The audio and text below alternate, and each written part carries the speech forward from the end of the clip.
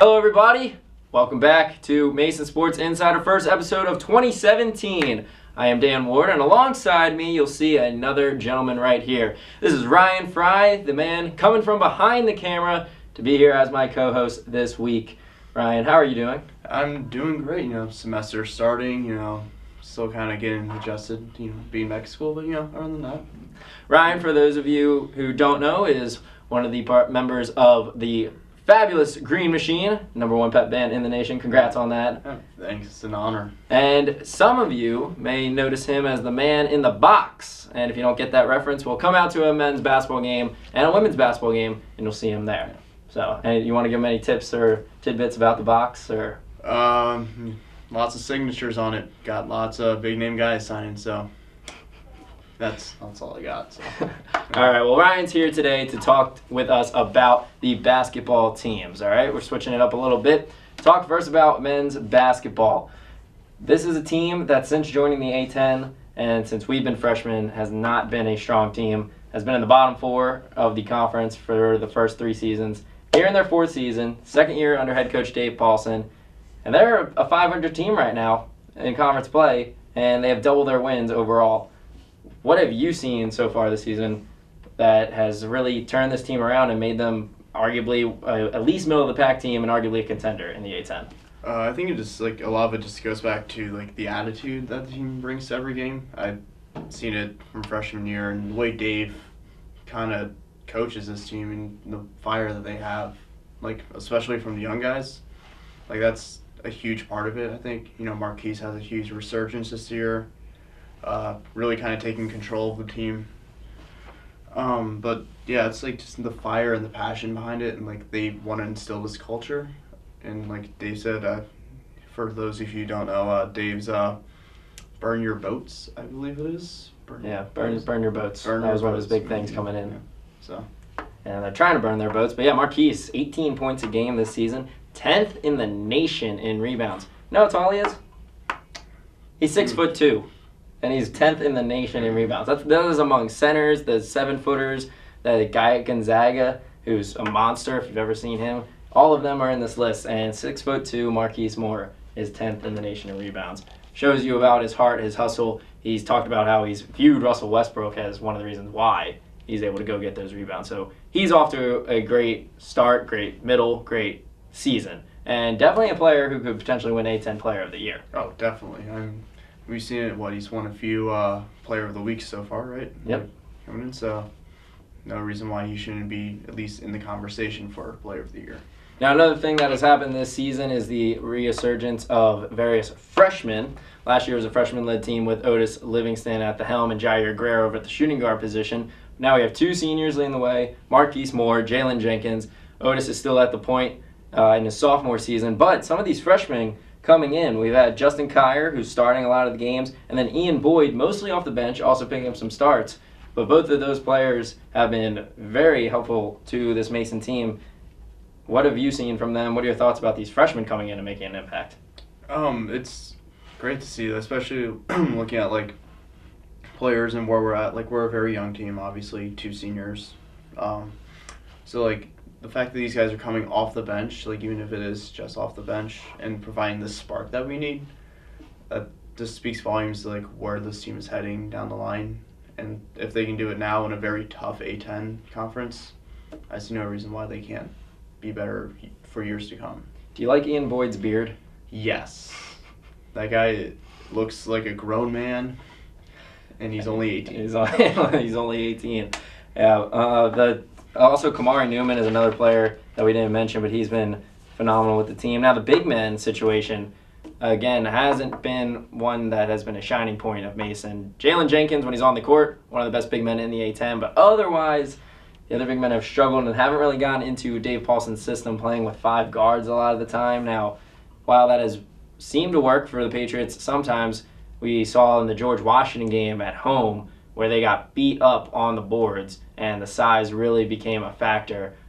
Do you think that that's going to continue to be a factor, or do you think, hey, it's a guard-oriented league, the game is changing to more of a guard fashion? Do you think Mason's going to be all right? Yeah, I definitely think so. Like I said, it's pretty much the Jalen show at the big man point right now, and as long as he stays out of foul trouble, I think we're okay.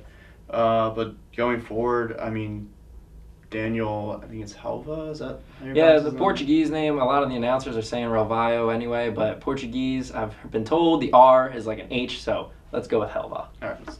All right. Daniel Helva's getting some quality minutes, when Jalen's getting into foul trouble. And even then, he doesn't look terrible. I mean, he definitely has a long way to come.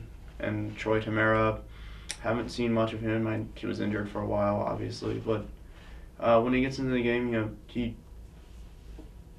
has a long way to come. Let's just go with that. Yeah, well, technically both of them are freshmen, with Helva having to sit out last year due to injury. So redshirt freshman this year, Troy Tamara, a real freshman. So yes, they do have some time to grow, and they still need to grow. So we'll see how that system works. Jalen's gone next year, so somebody's going to have to step up.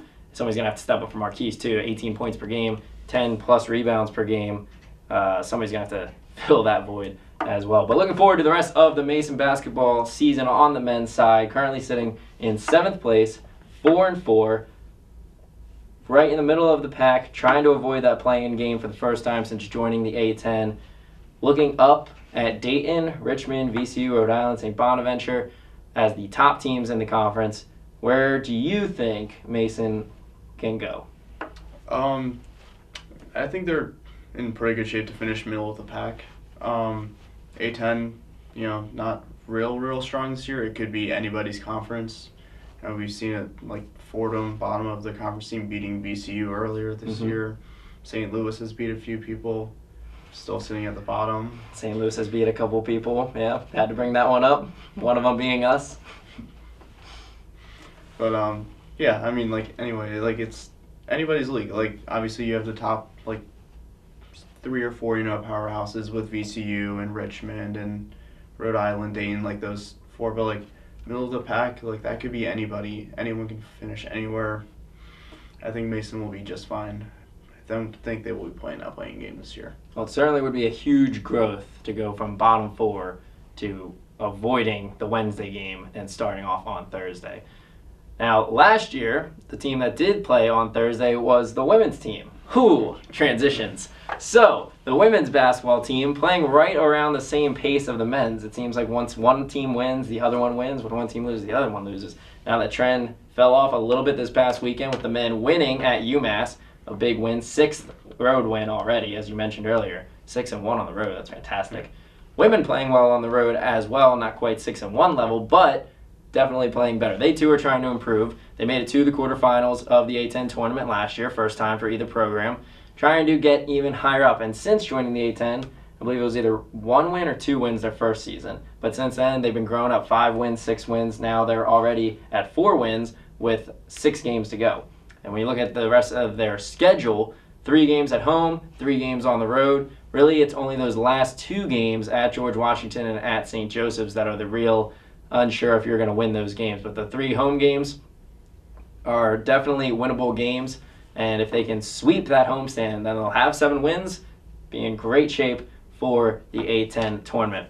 But right now, sitting at 4-6, they've fallen all the way to 11th after sitting in the middle of the pack for most of this season. But they are a team that has been in basically every game, with the exception of maybe the St. Louis game. And St. Louis has been the perennial powerhouse in the A10 conference on the women's side. Flip-flops between the men and the women's. Women's strong, men not so much. But despite that loss against St. Louis, the women's team has been very close in games, right there, but for whatever reason can't pull it out. I know what I've seen as I've traveled with the team as an announcer, but what have you seen in the games that you've been able to catch about this team? I've seen pretty much what you've noticed. Not a lot of scoring from what I've seen. 2 players that kind of do stick out, J.C. Bowen and what's her? Kara, right? Yes, Kara Wright, senior leader, and those 2. Obviously, you can't win games if you don't score points, but defensively they're also pretty strong. They've kept teams down, so it could go either way the way they're playing. 4-6 isn't terrible. They could easily turn things around. 6 games left. Yeah, they're in an interesting spot for sure. The games that they've played, and the most recent one that they lost was at LaSalle on a buzzer beater, so that's another example of them being close in games, but not able to score the basketball very much. Kara Wright, another potential A10 Player of the Year candidate, both men and women's, legitimate contenders of having an A10 Player of the Year candidate, because Kara Wright has been phenomenal. She's averaging nearly 20 points a game in conference play, about 15 on the season, but she's been spectacular as also won Player of the Week honors. And J.C. Bolton, freshman, coming in, shoots the 3-ball very well, 6'1" guard, and for the women, that is a great height to have as a guard. So above average defender, shoots the 3-ball very well, but you're right. They've had mostly those two as the main scorers for the majority of the season, and 2 scorers just isn't going to cut it. You need another helping hand. Tiffany Pageant has come off the bench in recent games. She started a lot last year, and she's been able to help fill that void a little bit, but still, if you're not scoring over 60 points a game, you're not going to win in the women's league. Now, with we already talked about their remaining schedule and their resurgence to try and get to that next level, which would be a semifinals, but they too are in a compacted A10. You have a powerhouse of St. Louis. Dayton is super strong again this year on both the men's and women's sides. GW is always strong. But aside from those 3 teams, you can throw a couple in there. There's argument for a few of the other teams like Fordham, but they're right in it. And if they can come away with a couple wins, they too can, reach that middle of the pack spot. I don't know what you see, but you made a prediction for the men's. Now it's time to make a prediction for the women. So men, middle of the pack. Women, are they going to get to that 7th win to improve every year, or do you see them tripping to the finish line? I think they can pull it off. Again, maybe not middle of the pack, lower middle of the pack is where I see it. They're not going to play in the playing game. That's my bold prediction. Bold prediction. 2 years in a row. They will not play on Wednesday. All right, fantastic. Well, of course we have a lot of spring sports to talk about, but for this first episode of 2017, we've kept it to just basketball. However, one of the most exciting teams that are going to be playing in the spring, their season's already started, more of a winter-spring sport mix, is the men's volleyball team. Ryan, reigning EIVA conference champions, finally defeated Penn State not once but twice last year, something they haven't been able to do in a very long time, steal the title away from Penn State. Real quick, bold prediction or not bold prediction, hot take, cold take, whatever you want to make of it, on the men's volleyball team. They will repeat as EIV champions. There you go. Repeat EIVA champions right here from Ryan Fry. Now, last but not least, men's basketball and women's basketball each have a game this weekend. Ryan, the men are back on the road, and how do you think they will do this week? Give us a little bit of preview on how they do against their upcoming opponent. Well, they're playing St. Louis. Obviously, disappointing loss to St. Louis earlier this year at home, but Mason 6-1 this year on the road. Great road team going against not a subpar, let's say subpar St. Louis team. I think Mason pulls it out. Double-digit win. Double-digit win at St. Louis. I like this guy. I like his predictions. We'll bring him back on the show more often. And for the women, this Sunday, Super Bowl Sunday. Dun, dun, dun, dun. Anyway, they play at Duquesne at 3 o'clock, so you guys can tune in and listen to my call live on GoMason.com. It's also on TV, so you can check it out however you want. But plenty of time before the Super Bowl happens.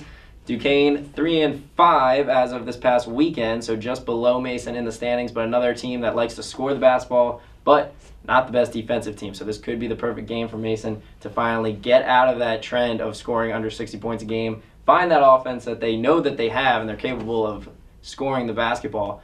This could be the game in which they finally turn around and set up success for the rest of the season and into the A10 tournament.